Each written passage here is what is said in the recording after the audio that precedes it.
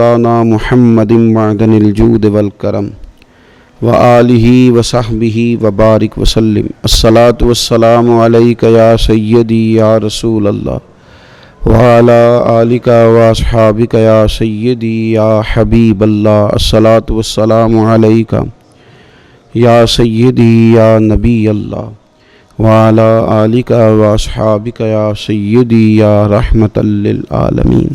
حمد و صلاۃ کے بعد اللہ تبارک و تعالیٰ نے انسان کو پیدا فرمایا ہے تو اس کے ساتھ کچھ ضروریات بھی وابستہ کر دی ہیں۔ اس کو بھوک لگتی ہے، اس کو سردی لگتی ہے، گرمی محسوس کرتا ہے۔ بھوک لگتی ہے تو روٹی کی طلب پیدا ہوتی ہے، اگر پیاس لگتی ہے تو اسے پانی کی طلب محسوس ہوتی ہے، سردی لگے تو اسے موٹے لحاف کی ضرورت ہے، گرمی میں محسوس کرتا ہے کہ مجھے ہوا کی ضرورت ہے، پنکھے کی ضرورت ہے۔ اللہ تعالیٰ نے انسان کے ساتھ ضروریات وابستہ کر دیں۔ اگر یہ بالغ ہو گیا ہے تو اسے نکاح کی ضرورت ہے۔ ان ساری ضروریات کو اللہ تعالیٰ نے انسان کے ساتھ رکھا ہے، اور پھر دین اسلام نے ان ضروریات کو پورا کرنے کے جائز طریقے بھی ہمیں ارشاد فرمائے۔ لیکن یہ یاد رکھیں کہ ضروریات اور خواہشات ان میں فرق ہوتا ہے۔ ضروریات کو پورا کرنا، ضروریات کی طلب کرنا، ضروریات کے لیے رزق حلال کی تلاش کرنا، اس کو عبادت کہا گیا۔ آپ رزق حلال کی طلب کے اندر جب نکلتے ہیں تو اللہ کے دوست کہلاتے ہیں۔ ہاتھ پھیلانے کی ذلت سے بچنے کے لیے، ماں باپ کی خدمت کے لیے، اپنے بیوی بچوں کو رزق حلال کھلانے کے لیے اگر آپ محنت کرتے ہیں تو آپ کا وہ سفر راہ خدا میں شمار کیا جاتا ہے۔ لیکن یہ کہ اگر ضروریات سے معاملہ بڑھ جائے اور چیز خواہشات تک چلی جائے۔ خواہشات کیا ہیں؟ ضرورت تو یہ ہے کہ رہنے کے لیے چھت چاہیے، گرمی سردی کے چند لباس چاہیے، کمر سیدھی کرنے کے لیے سادہ اور حلال رزق چاہیے، یہ تو ضروریات ہیں۔ خواہشات کیا ہیں؟ کہ ایک بہت بڑا بنگلہ، اس کے سامنے ایک بڑی گاڑی، اور مجھے کپڑے نہیں چاہیے بلکہ مجھے جدید سے جدید ڈیزائن چاہیے، مجھے نئے سے نئے ملبوسات چاہیے۔ فون سننے کے لیے موبائل کی ضرورت نہیں، بلکہ یہ کہ ہر نیا آنے والا ماڈل سب سے پہلے میرے پاس ہونا چاہیے۔ یہ خواہشات ہیں۔ ضروریات کے ساتھ تو انسان وقت گزار لیتا ہے، لیکن خواہشات اسے رسوا کر دیتی ہیں۔ خواہشات کے پیچھے لگنے والا انسان وہ والا سفر شروع کرتا ہے جس کی واپسی کئی دفعہ بڑی مشکل محسوس ہوتی ہے۔ وہ ایسی تھکاوٹ کا شکار ہو جاتا ہے جو اترنے کو تیار ہی نہیں ہوتی۔ کیوں؟ اس لیے کہ نفس بچے کی طرح ہوتا ہے۔ آپ اس کی ایک خواہش پوری کرتے ہیں، یہ دوسری طلب کرتا ہے، آپ دوسری خواہش پوری کرتے ہیں، یہ تیسری طلب کرتا ہے، پھر یہ اس ضدی بچے کی طرح ہو جاتا ہے جو آپ کی بات ماننے کو تیار نہیں ہوتا، بلکہ اس کی ضد جائز ہو یا ناجائز ہو، وہ صرف اپنی ہی ضد منوانے پہ تیار ہوتا ہے۔ میرا رب فرماتا ہے الہاکم التکاثر حتی زرتم المقابر، فرمایا مال کی طلب نے تمہیں غافل کر دیا یہاں تک کہ تم نے قبروں کا منہ دیکھ لیا۔ خواہشات کی طلب میں، مال کی طلب میں اتنا آگے بڑھے کہ وقت آ گیا قبر میں جانے کا، لیکن رہے غافل کے غافل۔ دکان کھلی رہی، نماز جاتی رہی، مال بکتا رہا اور تلاوت کے لیے وقت نہ مل سکا۔ انسان اپنے روزمرہ کے معاملات کو، دوستوں کو تو وقت دیتا رہا، خواہشات تو پوری ہم کرتے رہے، لیکن جو ہمارے ذمے حقوق لگائے گئے تھے وہ پیچھے رہ گئے۔ خواہشات کا پیالہ کبھی پر نہیں ہوتا، اور نبی پاک صلی اللہ تعالیٰ علیہ وسلم نے فرمایا دو بھوکے بھیڑیے بکریوں کے ریوڑ میں چھوڑ دیے جائیں، اتنا زیادہ نقصان نہیں کرتے جتنی عزت کی طلب اور مال کی طلب انسان کے دین میں نقصان پیدا کرتی۔ مجھے پہچان لو، مجھے جان لو، میری عزت کرو، میں فلاں صاحب ہوں، یہ چیز دین کو بگاڑ کے رکھ دیتی۔ چاہے جانے کی خواہش، عزت کی خواہش، اور دوسرا مال کی طلب۔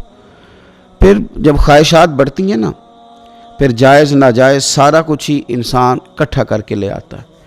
تو اپنی خواہشات کو اگر کنٹرول میں رکھا جائے اور زندگی کو ضروریات کے ساتھ وابستہ کیا جائے، خواہشات کے ساتھ نہیں، تو پھر کئی دفعہ ایسا ہوتا ہے کہ کچھ لوگ 40 سال نہیں 10 سال بھی پردیس میں لگائیں تو گزارا چل جاتا ہے۔ اگر ہم اپنی خواہشات کو کنٹرول کر لیں اور ضروریات سے وابستہ ہو جائیں تو ہو سکتا ہے ہمارے والد کو اوور ٹائم نہ لگانا پڑے۔ اگر ہم خواہشات کو تھوڑا کنٹرول کریں، ضروریات کے ساتھ وابستہ ہو جائیں تو ہو سکتا ہے ہمارا بھائی پردیس میں نہ رہے، واپس آ جائے۔ خواہشات کا گھوڑا بے لگام ہے، بھرتا ہی نہیں۔ ایک بادشاہ کے بارے میں صوفیاء نے لکھا ہے کہ اس کا یہ دعویٰ تھا کہ میں سب سے طاقتور آدمی ہوں۔ اس کا گھمنڈ توڑنے کے لیے اللہ تبارک و تعالیٰ نے ایک بندوبست کیا۔ وہ گزر رہا تھا تو بہت سارے لوگوں سے کہہ رہا تھا اپنی کو خواہش بتاؤ میں پوری کر دوں۔ ایک فقیر فاقہ مست درویش غبار آلود سمجھ کر حقارت سے نہ دیکھ ان کو، انہی کی ٹھوکروں سے سلطنت بنتی اور بگڑتی ہے۔ وہ بھی بیٹھے تھے، مٹی کا پیالہ لیے، لکڑی کا پیالہ لیے۔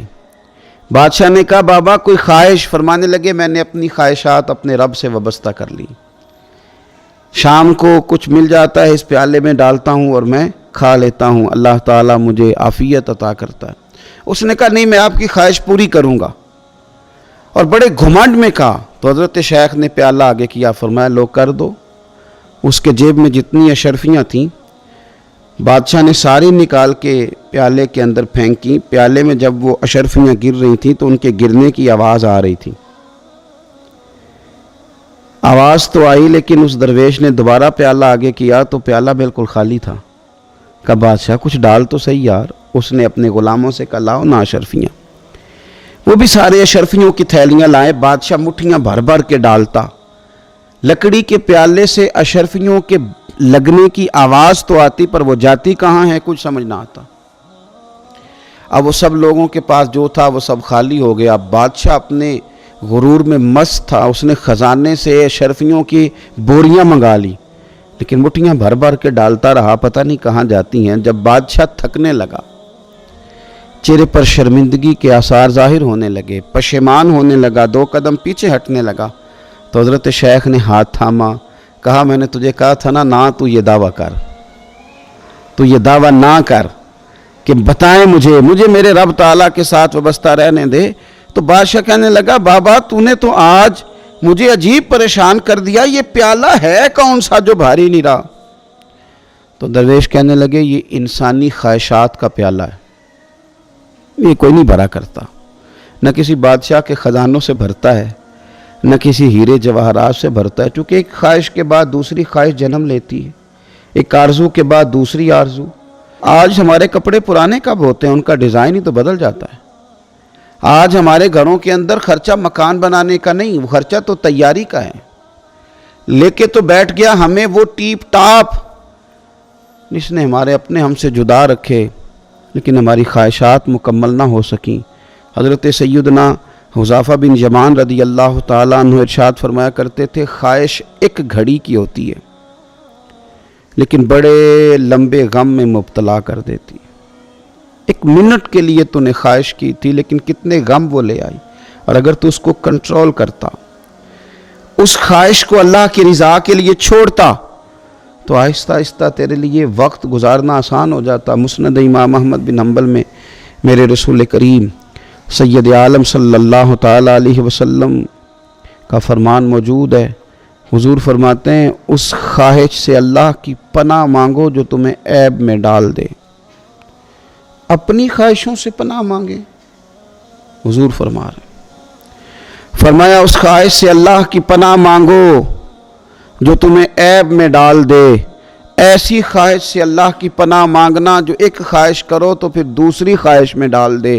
اور حضور فرمانے لگے بے فائدہ خواہشات سے بھی اللہ کی پناہ مانگنا جو خواہشیں تو ہیں پر تمہارا نفع کوئی نہیں کرتی، نقصان نہیں کرتی ہیں۔ 3 چیزوں سے پناہ مانگو، اس خواہش سے جو عیب میں ڈال دے، اور اس خواہش سے جو نئی خواہش میں ڈال دے، اور اس خواہش سے جو کسی فائدے کے بغیر ہی خواہش ہے۔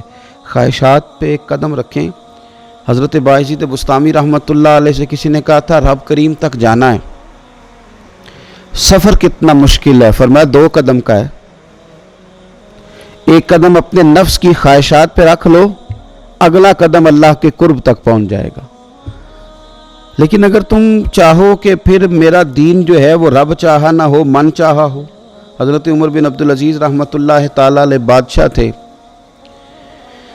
अपनी बीवी से कहने लगे कि अब हम हुक्मरान बन गए हैं, बताओ जेवरात के साथ ज़िंदा रहना चाहती हो कि उमर बिन अब्दुल अजीज़ के साथ? हुजूर क्या माना? फरमाया अगर तुम जेवरात में उलझ जाओगी तो नई से नई ख्वाहिश करोगी, फिर मैं भी हलाल हराम की तमीज़ से खुदा न खास्ता माज़ अल्लाह कहीं दाएं बाएं ना हो जाऊं। ये सब कुछ दे दो, अल्लाह के रास्ते में खैरात कर दे दिया सारा कुछ। बादशाह वक्त के बच्चों ने फटे कपड़े पहने। आखिरी वक्त आया तो बच्चों के मामू ने आके हज़रत उमर बिन अब्दुल अजीज़ से कहा आप तो जा रहे हैं, लेकिन आपके बच्चों के मुंह में तो खाने को निवाला कोई नहीं, इन पे तो गुर्बत है, और बादशाह दुनिया से जा रहा और बच्चों का ये हाल है। तो हज़रत उमर बिन अब्दुल अजीज़ रहमतुल्लाह अलैह ने बच्चों को भी बुला लिया। फरमाने लगे पुत्र, मैंने ना अपनी ख्वाहिशात को भी कंट्रोल में रखने की कोशिश की है और तुम्हारी को भी। मैंने ना तुम्हें रिज़्क़ हलाल खिलाया है, बस मैंने तुम्हारी ज़रूरियात पूरी की हैं, ख्वाहिशात पूरी नहीं की। और मैंने तुम्हें तुम्हारा रिज़्क़ खिलाया है, लोगों का छीन के नहीं खिलाया। इसलिए कि मेरे पास 2 रास्ते थे, या तो मैं बहादुर होता, दोज़ख से न डरता तो हलाल हराम जमा करता, लेकिन मैं बुज़दिल निकला, मुझे जहन्नम से डर आ गया, लिहाजा मैंने ख्वाहिशात को कंट्रोल कर लिया और ऐसा कोई काम नहीं किया जो मेरे और तुम्हारे लिए दोज़ख का सामान बने। तो बच्चे उठ के करीब गए, शेख उमर बिन अब्दुल अजीज़ रहमतुल्लाह अलैह का हाथ पकड़ के चूमा, का हुजूर हम पुराने हुक्मरानों के बच्चों को भी जानते हैं, जब वो गुज़रते हैं तो लोगों की तिरछी नज़रें उन पर तनकीद के तीर बरसाती हैं, और आपकी औलाद जब गलियों से गुज़रती है तो लोग जब आपको दुआएं देते हैं तो महसूस होता है हम बड़े अजीम बाप के बेटे। हमें ये गुर्बतें गवारा हैं, हमें अपनी ज़रूरियात के साथ ज़िंदा रहना। हमने बुलंद बाला बंगले तो नहीं बनाए, लेकिन हमने दुआएं बड़ी जमा की हैं। आपने हमारे लिए ज़ख़ीरा आखिरत बड़ा इकट्ठा किया है। तो आज